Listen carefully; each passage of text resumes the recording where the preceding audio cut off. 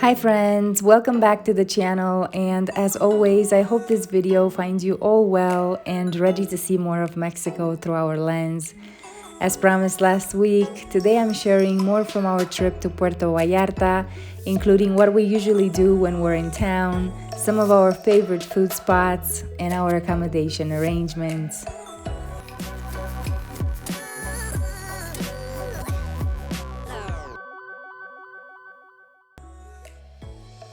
So as soon as we arrived to Puerto Vallarta, before we even checked into our Airbnb, and let's be honest, because we were also starving after that super long timeshare tour I mentioned in the previous video, we made our very first stop at our longtime favorite lunch spot, Joe Jack's Fish Shack. Every single time we visit PV, we come here at least 2 or 3 times for their consistently amazing food, but specifically for their superstar dish, el huachinango entero con chiles, ajo y limón. That's a whole Pacific red snapper roasted with garlic, chili, lime butter. And trust me, if you like seafood, this is a dish you will always remember. It usually comes with beans, Spanish rice, and warm homemade tortillas. I have to admit that I dream of it often when I'm not in Vallarta and I crave seafood, because it's hard to find red snapper so fresh and cooked to absolute perfection the way it is here.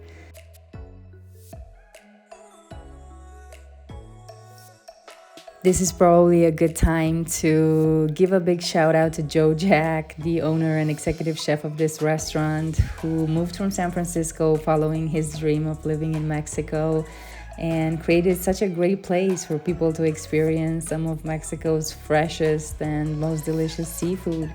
It's no surprise the place is always packed, and it's been so successful since its opening 10 years ago. The staff is also commendable. We never had a server we didn't like, and everyone from the moment you step in exudes hospitality and positivity here, so it's really such a pleasure returning over and over again.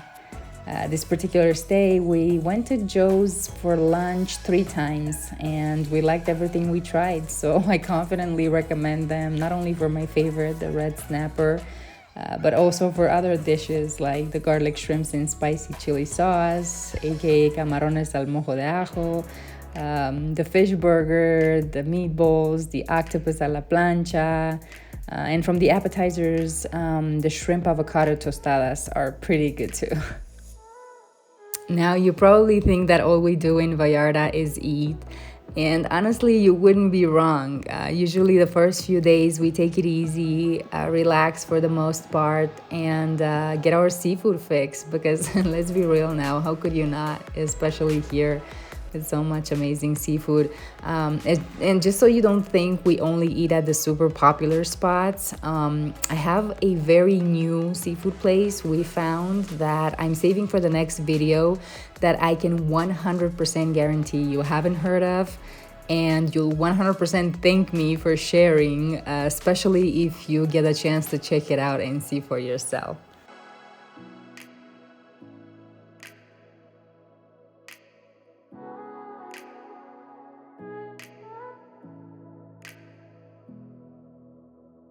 Okay, now it's time to talk about accommodation and show you where we stayed.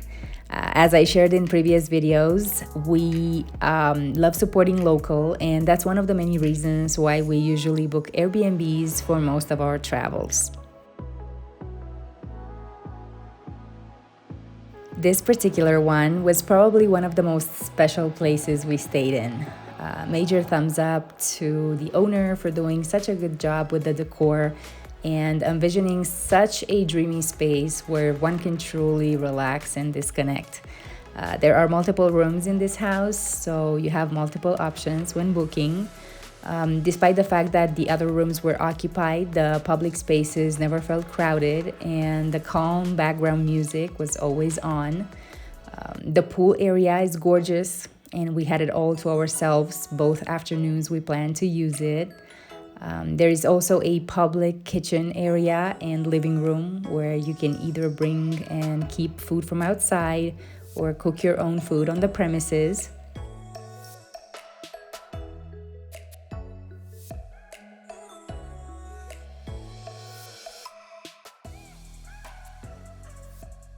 Something that I particularly enjoyed was the nighttime projector.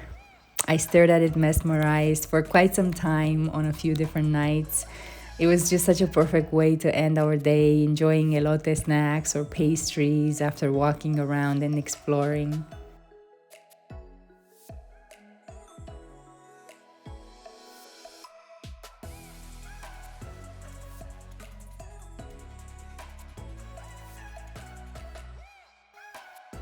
The beauty of booking Airbnb is truly in the uniqueness factor of the experience, in not feeling that you're another guest among hundreds, and mainly in imagining for a few days what would it be like to live in a local house. I can tell you for sure that I forgot many hotel stays. I mean, after a while, they start blending in, but I do remember clearly every Airbnb I ever stayed in. Here in PV, we booked multiple places at different price points over the last 2 years, including this one from last year with the cutest rooftop infinity pool. I will share the links on our Patreon page for those of you interested to see and or book. We don't get commission for sharing them or anything. And the reason we post on Patreon is because we'd like to find more ways to reward our patrons with valuable items that are a little bit more than a simple shout out or behind the scenes video. So expect us to keep adding extra items moving forward in an effort to return the favor for supporting us outside the channel.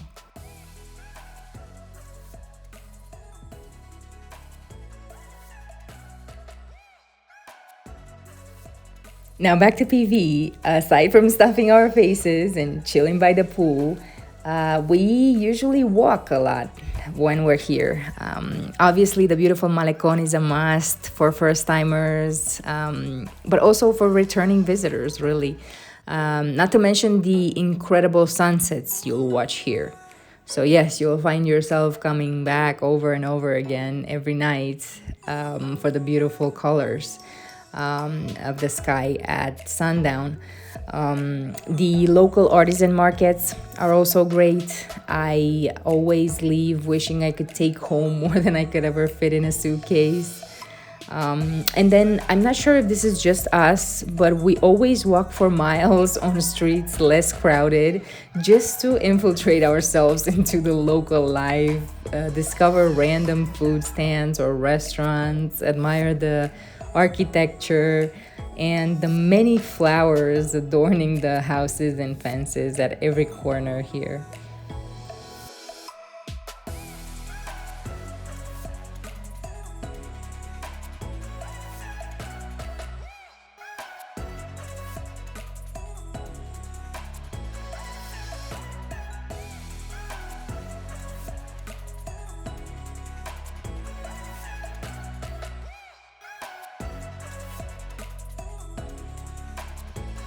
So as I said before, the first few days in Vallarta, we mainly relax, eat, and simply enjoy the chill of the ocean city life. I feel like it's almost impossible to be here and not switch to vacation mode, really. We also adventured and took a day trip from PV during this stay, but I'm going to leave that for the next video. So stay tuned for that one. Actually, if you want to take a guess in the comments on where you think we went, leave a comment below, and if you guess it correctly, you'll get a shout out in the video as well. Okay, that's about it for today, friends. Thank you so much for watching, and just a reminder to please like the video if you enjoyed it and subscribe to the channel if you'd like to support us moving forward. We have a lot of fun Mexico travels planned over the next few weeks, so I hope you stick around and that you enjoy the content we'll be sharing. Till next time, stay adventurous, have fun, and keep chasing colors.